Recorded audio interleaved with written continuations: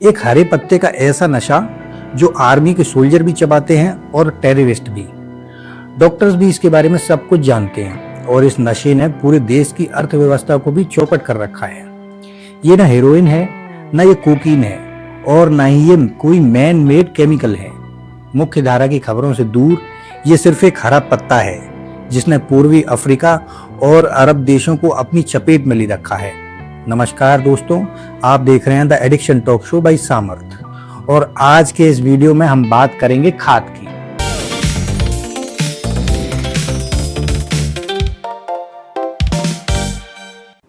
चलिए पहले हम जान लेते हैं कि कैसे एक साधारण सा दिखने वाला हरा पत्ता सिविल वॉर, गरीबी और एडिक्शन का सिंबल बन गया और आज इस नशे की गिरफ्त में करीब 2 करोड़ से भी ज्यादा लोग हैं। खाद के पौधे को 25 डिग्री सेल्सियस से 35 डिग्री सेल्सियस का गर्म तापमान और अच्छी धूप पसंद है। यह पौधा सूखे को तो झेल सकता है लेकिन बहुत ज्यादा ठंड बर्दाश्त नहीं कर पाता। इस पौधे को बीज के बजाय ज्यादातर छोटे पौधों को रोप कर उगाते हैं और एक अच्छे सेहतमंद पौधे को साल में 4 से 5 बार हार्वेस्ट किया जा सकता है। ये पौधा यमन, इथोपिया, केन्या और सोमालिया में सबसे ज्यादा होता है। जैसे हम भारत में तंबाकू चबाते हुए लोगों को देखते हैं, ठीक उसी तरह इन देशों के लोग खाद चबाते हुए आपको मिल जाएंगे, जिसमें एक बड़ा हिस्सा महिलाओं का भी है। अगर मैं आपसे कहूं कि खाद कोई साधारण पत्ता नहीं है बल्कि नेचर्स एम्फेटामिन है तो शायद आपको यकीन ना हो, लेकिन यही इसकी सबसे चौंकाने वाली सच्चाई है। खाद की ताजा पत्तियों में कैथेनोन नाम का एक पावरफुल साइकोएक्टिव केमिकल पाया जाता है जो हमारे दिमाग में डोपामीन और नोर एड्रेनालिन जैसे न्यूरोट्रांसमीटर्स की संख्या को बढ़ा देता है।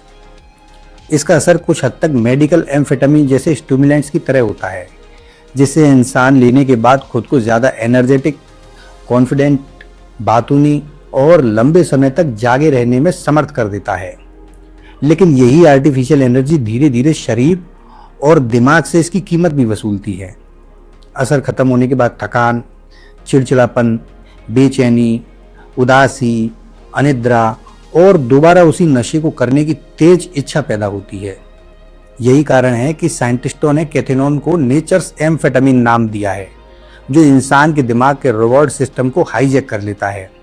अच्छा, इस बात को बहुत से लोग नहीं जानते कि पत्तियां तोड़ने के सिर्फ 2 दिन बाद कैथेनोन का असर खत्म होने लगता है। मतलब नशा करने के लिए ताजी पत्तियों की ही जरूरत होती है। इसी वजह से तेज ट्रांसपोर्ट और हर महीने इन पत्तियों की हार्वेस्टिंग इसकी स्मगलिंग में इम्पोर्टेंट फैक्टर बन जाती है। अब इंसान पर इसके असर की टाइमलाइन को समझते हैं। इसका असर शराब या स्मैक की तरह तुरंत नहीं होता, बल्कि करीब 30 से 40 मिनट बाद शुरू होता है और 3 घंटे तक अपने पीक पर रहता है। अब यहाँ हम यमन देश की बात करें तो हालात ये हैं कि लोगों के पास खाने को अनाज नहीं, पर खाद की खेती यहाँ रुकती नहीं है।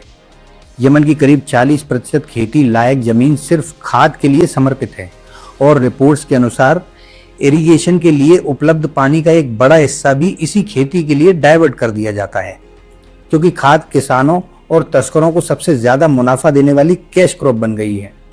यमन के सिविल वॉर के इस दौर में ये चिंता बढ़ी है कि खाद ने अब अनाज की खेती की जगह ले ली है और इसी वजह से देश भुखमरी की मार झेल रहा है। खाद के एडिक्शन की चपेट में आए इलाके अब दोपहर में वीरान और सुनसान रहने लगे हैं, जैसे किसी भूत का साया पसरा हो। लोग इकट्ठा होते हैं, खाद चबाते हैं और दिन भर नशे में डूबे रहते हैं। दुकानें बंद, सारा कामकाज ठप और पूरी इकोनॉमी स्टैंड स्टिल मोड पर। कई जांच रिपोर्टों में पूर्वी अफ्रीका और अरब के कुछ टेररिस्ट ग्रुप्स के बीच खाद के इस्तेमाल का भी जिक्र किया गया है। आतंकी लड़ाकों का कहना है कि इसे खाने के बाद उन्हें लंबे समय तक जागते रहने में मदद मिलती है। खाद उगाना और कंज्यूम करना यमन, सोमालिया, इथोपिया और जिबूती में लीगल है और इसका कंजप्शन यहाँ पारंपरिक भी माना जाता है, पर यह अमेरिका, कनाडा सहित कई यूरोपीय देशों में पूरी तरह से बैन है। वही भारत में खाद को लेकर कोई स्पेसिफिक कानून नहीं था, पर 27 फरवरी 2018 के बाद इसे साइकोट्रोपिक सब्सटेंस के रूप में नोटिफाई कर दिया गया और अब ये एनडीपीएस एक्ट के दायरे में आता है।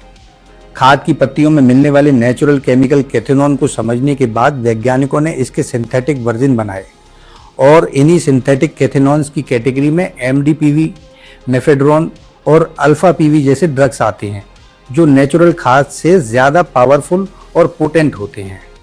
खाद को दुनिया का सबसे महंगा पत्ता इसलिए नहीं कहा जाता क्योंकि इसकी कीमत बाजार में ज़्यादा है, बल्कि इसलिए क्योंकि इसकी असली कीमत पूरा समाज चुकाता है। जहाँ खाद की खेती बड़े पैमाने पर होती है, वहाँ उपजाऊ जमीन और बहुमूल्य पानी का बड़ा हिस्सा अनाज की बजाय इसकी फसल में लग जाता है। लोग दिन के कई कई घंटे खाद चबाने में बिता देते हैं, जिससे काम के घंटे कम हो जाते हैं और प्रोडक्टिविटी घटती है।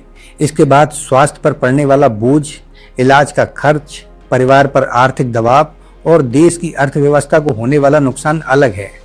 यानी एक तरफ किसान को इससे मुनाफा मिलता है, लेकिन दूसरी तरफ इसकी सामाजिक और आर्थिक कीमत इतनी बड़ी हो सकती है कि उसका असर पूरे देश पर दिखाई देने लगता है।